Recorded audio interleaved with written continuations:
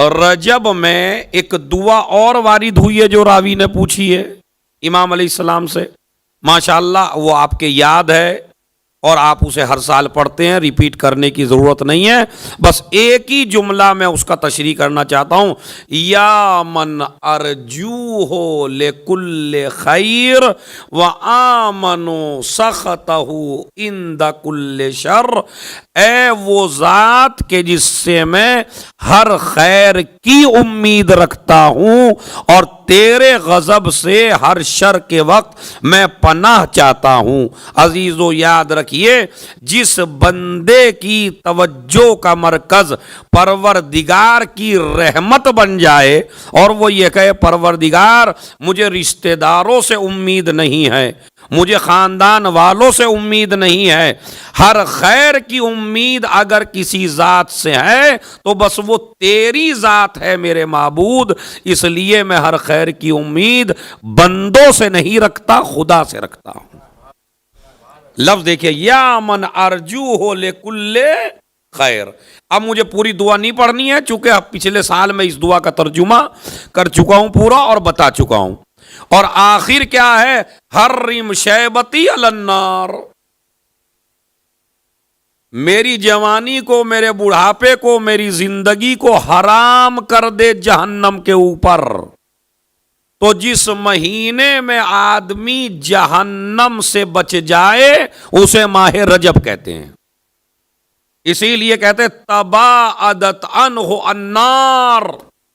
अगर कोई इंसान माह रजब का रोजा रख ले, रिवायत में वारिद हुआ चाहे एक ही रोजा रखिए आप, यानी अगर ज्यादा भी नहीं रख पा रहे हैं, मजबूरी है, परेशानी है, नहीं रख पा रहे हैं काम की वजह से कम कम एक रोजा तो रजब में जरूर रख लें।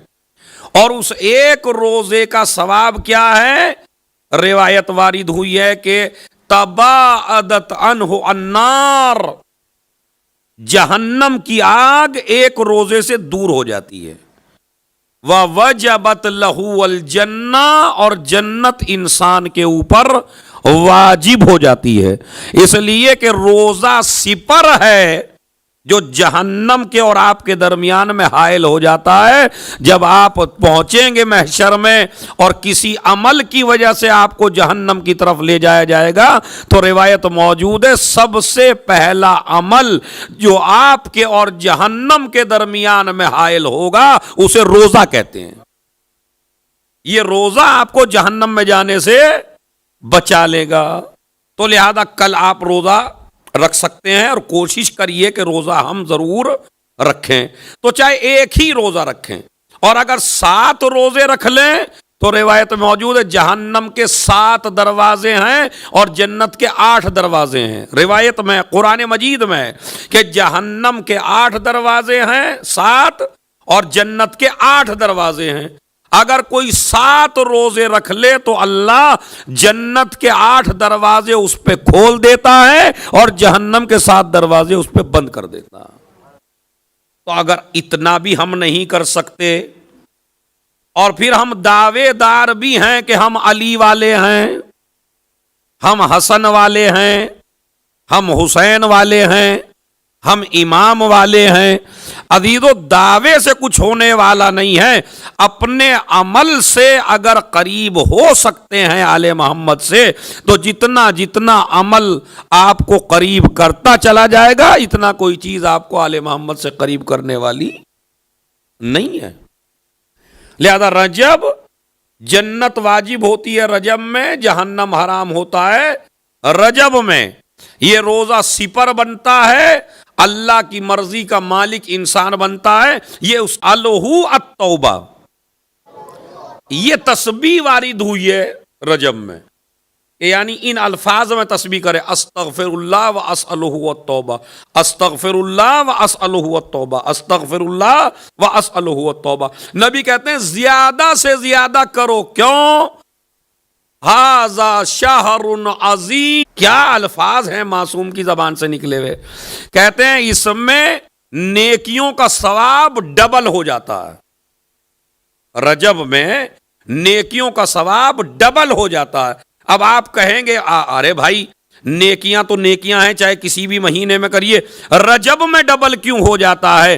اس لیے کہ جب نیکیاں کرتے ہو تو 13 رجب کو ذکر علی بھی کرنا پڑتا ہے.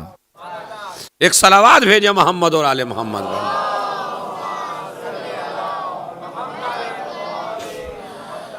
پانچویں حجت کا بھی تذکرہ کرنا ہے.